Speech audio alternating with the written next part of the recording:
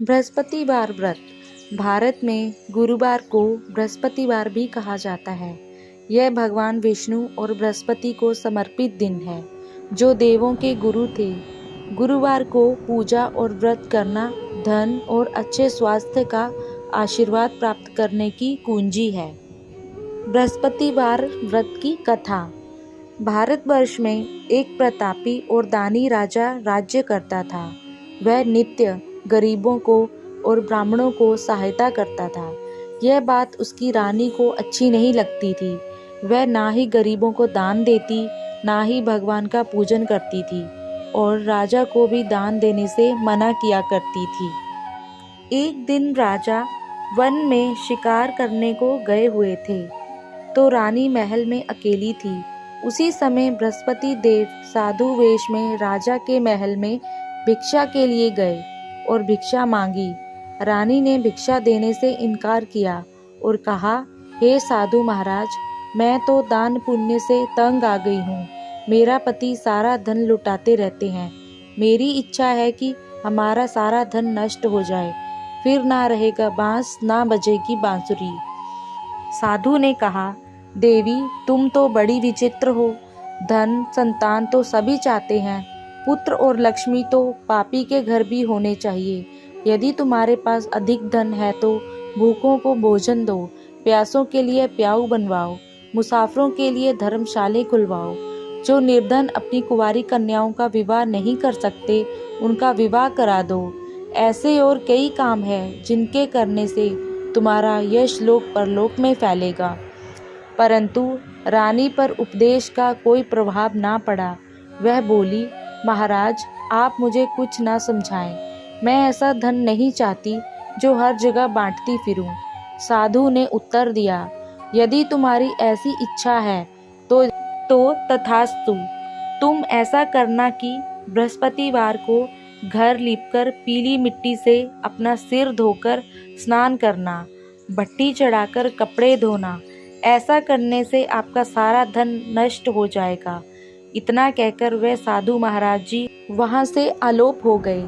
साधु के अनुसार कई बातों को पूरा करते हुए रानी को केवल 3 बृहस्पतिवार ही बीते थे कि उसकी समस्त धन संपत्ति नष्ट हो गई। भोजन के लिए राजा का परिवार तरसने लगा। तब एक दिन राजा ने रानी से बोला कि हे रानी, तुम यहीं रहो, मैं दूसरे देश को जाता हूँ, क्योंकि यहाँ के सभी लोग मुझे जानते हैं, इसलिए मैं कोई छोटा कार्य नहीं कर सकता। ऐसा कहकर राजा परदेश चला गया। वहाँ वह जंगल से लकड़ी काटकर लाता और शहर में बेचता। इस तरह वह अपना जीवन व्यतीत करने लगा। इधर राजा के परदेश जाते ही रानी और दासी दुखी होने लगी। एक बार जब रानी और दासी को 7 दिन तक बिना भोजन के रहना पड़ा, तो रानी ने अपनी दासी से कहा, हे दासी, पास ही के नगर में मेरी बहन रहती है, वह बड़ी धनवान है। तू उसके पास जा और कुछ ले आ, ताकि थोड़ी बहुत गुजर बसर हो जाए। दासी रानी की बहन के पास गई। उस दिन गुरुवार था और रानी की बहन उस समय बृहस्पतिवार व्रत की कथा सुन रही थी। दासी ने रानी की बहन को अपनी रानी का संदेश दिया, लेकिन रानी की बड़ी बहन ने कोई उत्तर नहीं दिया। जब दासी को रानी की बहन से कोई उत्तर नहीं मिला तो वह बहुत दुखी हुई और उसे क्रोध भी आया। दासी ने वापस आकर रानी को सारी बात बता दी। ये सुनकर रानी ने अपने भाग्य को कोसा। उधर रानी की बहन ने सोचा कि मेरी बहन की दासी आई थी, परंतु मैं उसे नहीं बोली, इससे वह बहुत दुखी हुई होगी। कथा सुनकर और पूजन समाप्त करके वह अपनी बहन के घर आई और कहने लगी, हे बहन, मैं बृहस्पतिवार का व्रत कर रही थी। तुम्हारी दासी मेरे घर आई थी, परंतु जब तक कथा होती है ना ही बोलते हैं ना ही उठते हैं। तो बताओ दासी क्यों आई थी? रानी बोली, बहन, तुमसे क्या छिपाऊं, हमारे घर में खाने तक को अनाज नहीं था। ऐसा कहते कहते रानी की आंखें भर आई। उसने दासी समेत पिछले 7 दिनों से भूखे रहने तक की बात अपनी बहन को विस्तार पूर्वक सुना दी। रानी की बहन बोली, देखो बहन, भगवान बृहस्पति देव सबकी मनोकामना को पूर्ण करते हैं। देखो तुम्हारे घर में कहीं अनाज रखा हो। पहले तो रानी को विश्वास नहीं हुआ, पर बहन के आग्रह करने पर उसने अपनी दासी को अंदर भेजा तो उसे सचमुच अनाज से भरा एक बड़ा घड़ा मिल गया। यह देखकर दासी को बड़ी हैरानी हुई। दासी रानी से कहने लगी, हे रानी, जब हमको भोजन नहीं मिलता तो हम व्रत ही तो करते हैं, इसलिए क्यों ना इससे व्रत और कथा की विधि पूछ ली जाए ताकि हम भी व्रत कर सके। तब रानी ने अपनी बहन से बृहस्पतिवार के व्रत के बारे में पूछा। उसकी बहन ने बताया, बृहस्पतिवार के व्रत में चने की दाल और मुनक्का से विष्णु भगवान का केले की जड़ में पूजन करें तथा दीपक जलाएं। व्रत कथा सुने और पीला भोजन ही करें और पीले रंग के वस्त्र पहने, इसे बृहस्पति देव प्रसन्न होते हैं। व्रत और पूजन विधि बताकर रानी की बहन अपने घर को लौट गई। 7 दिन के बाद जब गुरुवार आया तो रानी और दासी ने व्रत रखा। गुड़साल में जाकर चना और गुड़ लेकर आई, फिर उसके केले की जड़ तथा विष्णु भगवान का पूजन किया। अब पीला भोजन कहाँ से आए, इस बात को लेकर दोनों बहुत दुखी थे। चूँकि उन्होंने व्रत रखा था, इसलिए बृहस्पति देव उनसे प्रसन्न थे। इसलिए वे एक साधारण व्यक्ति का रूप धारण कर 2 थालों में सुंदर पीला भोजन दासी को दे गए। भोजन पाकर दासी प्रसन्न हुई और फिर रानी के साथ मिलकर भोजन ग्रहण किया। उसके बाद वे सभी गुरुवार को व्रत कर पूजन करने लगी। बृहस्पतिवार को भगवान की कृपा से उनके पास फिर से धन संपत्ति आ गई, परंतु रानी फिर से पहले की तरह आलस्य करने लगी। तब दासी बोली, देखो रानी, तुम पहले भी इस प्रकार आलस्य करती थी। तुम्हें धन रखने में कष्ट होता था, इस कारण सभी धन नष्ट हो गया, और अब जब भगवान बृहस्पति की कृपा से धन मिला है तो तुम्हें फिर से आलस्य आ रहा है। रानी को समझाते हुए दासी कहती है कि बड़ी मुसीबतों के बाद हमने ये धन पाया है, इसलिए हमें दान पुण्य करना चाहिए, भूखे मनुष्यों को भोजन कराना चाहिए और धन को शुभ कार्यों में खर्च करना चाहिए, जिससे तुम्हारे कुल का यश बढ़ेगा, स्वर्ग की प्राप्ति होगी और पितृ प्रसन्न होंगे। दासी की बात मानकर रानी अपना धन शुभ कार्यों में खर्च करने लगी, जिससे पूरे नगर में उसका यश फैलने लगा। एक दिन राजा दुखी होकर जंगल में एक पेड़ के नीचे आसन जमाकर बैठ गया। वह अपनी दशा को याद करके व्याकुल होने लगा। बृहस्पतिवार का दिन था। एकाएक उसने देखा कि निर्जन वन में एक साधु प्रकट हुए। वह साधु वेश में स्वयं बृहस्पति देवता थे। लकड़हारे के सामने आकर बोले, हे लकड़हारे, इस सुनसान जंगल में तू चिंता मगन क्यों बैठा है? लकड़हारे ने दोनों हाथ जोड़कर प्रणाम किया और उत्तर दिया, महात्मा जी, आप सब कुछ जानते हैं, मैं क्या कहूँ। यह कहकर रोने लगा और साधु को अपनी आत्मकथा सुनाई। महात्मा जी ने कहा, तुम्हारी स्त्री ने बृहस्पति के दिन बृहस्पति भगवान का निरादर किया है, जिसके कारण रुष्ट होकर उन्होंने तुम्हारी यह दशा कर दी। अब तुम चिंता को दूर करके मेरे कहने पर चलो तो तुम्हारे सब कष्ट दूर हो जाएंगे और भगवान पहले से भी अधिक संपत्ति देंगे। तुम बृहस्पति के दिन कथा किया करो। 2 पैसे के चने मुनक्का लाकर उसका प्रसाद बनाओ और शुद्ध जल से लोटे में शक्कर मिलाकर अमृत तैयार करो। कथा के पश्चात अपने सारे परिवार और सुनने वालों प्रेमियों में अमृत व प्रसाद बांटकर आप भी ग्रहण करो। ऐसा करने से भगवान तुम्हारी सब मनोकामनाएं पूरी करेंगे। साधु के ऐसे वचन सुनकर लकड़हारा बोला, हे प्रभु, मुझे लकड़ी बेचकर इतना पैसा नहीं मिलता जिससे भोजन के उपरांत कुछ बचा सकूं। मैंने रात्रि में अपनी स्त्री को व्याकुल देखा है। मेरे पास कुछ भी नहीं है जिससे मैं उसकी खबर मंगा सकूं। साधु ने कहा, हे लकड़हारे, तुम किसी बात की चिंता मत करो। बृहस्पति के दिन तुम रोजाना की तरह लकड़ियां लेकर शहर को जाओ। तुमको रोज से दुगुना धन प्राप्त होगा, जिससे तुम भली भांति भोजन कर लोगे तथा बृहस्पति देव की पूजा का सामान भी आ जाएगा। इतना सब कहकर साधु अंतर्ध्यान हो गए। धीरे धीरे समय व्यतीत होने पर फिर वही बृहस्पतिवार का दिन आया। लकड़हारा जंगल से लकड़ी काटकर किसी शहर में बेचने गया। उसे उस दिन और दिन से अधिक पैसा मिला। राजा ने चना गुड़ आदि लाकर गुरुवार का व्रत किया। उस दिन से उसके सभी कलेश दूर हो गए। परंतु जब दोबारा गुरुवार का दिन आया तो बृहस्पतिवार का व्रत करना भूल गया।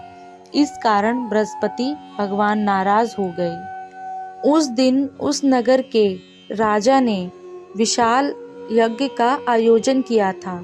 शहर में यह घोषणा करा दी थी, कोई भी मनुष्य अपने घर में भोजन ना बनाए, ना आग जलाए। समस्त जनता मेरे यहाँ भोजन करे। इस आज्ञा को जो ना मानेगा उसे फांसी की सजा दी जाएगी।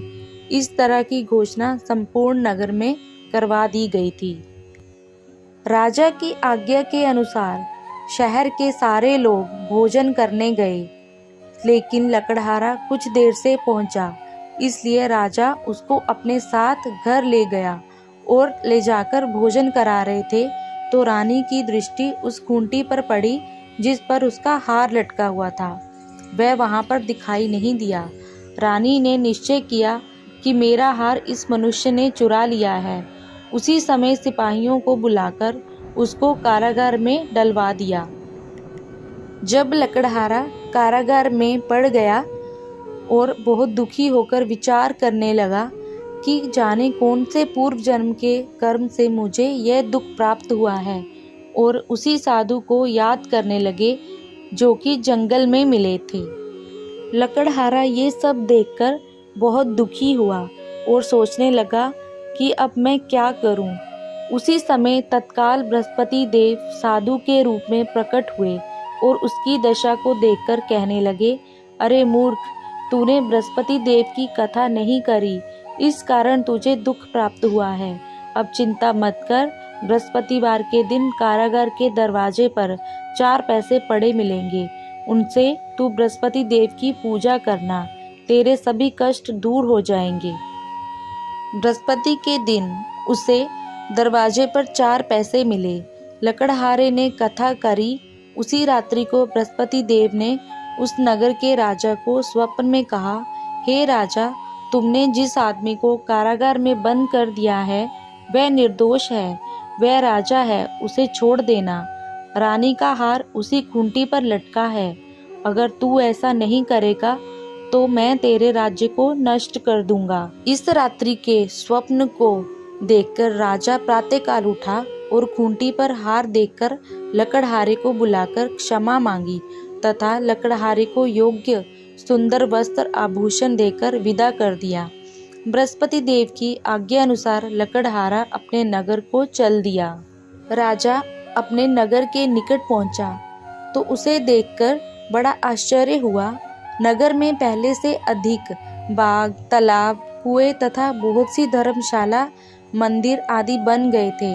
राजा ने पूछा, ये किसका बाग और धर्मशाला है? तब नगर के सब लोग कहने लगे, ये सब तो रानी के हैं। तो राजा को आश्चर्य हुआ और गुस्सा भी आया कि ये सब क्या है। जब रानी को पता चला कि राजा नगर में आ रहे हैं तो उन्होंने दासी से कहा कि हे दासी, देख राजा हमको कितनी बुरी हालत में छोड़ गए थे। हमारी ऐसी हालत देखकर वह लौट ना जाए, इसलिए तू दरवाजे पर खड़ी हो जा। आज्ञा अनुसार दासी दरवाजे पर खड़ी हो गई। राजा आए तो उन्हें अपने साथ लिवा लाई। तब राजा ने क्रोध करके अपनी रानी से पूछा कि ये धन तुम्हें कैसे प्राप्त हुआ है? तब उन्होंने कहा, हमें ये सब धन बृहस्पति देव के इस व्रत के प्रभाव से प्राप्त हुआ है। हमने बृहस्पतिवार का व्रत करना शुरू किया है, उसी से ही ये सब कुछ हमें वापस मिला है।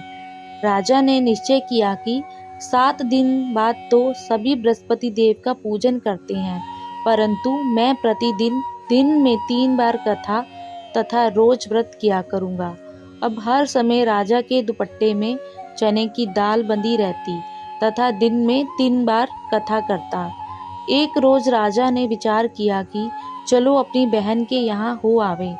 इस तरह निश्चय कर राजा घोड़े पर सवार हो अपनी बहन के यहाँ को चलने लगा।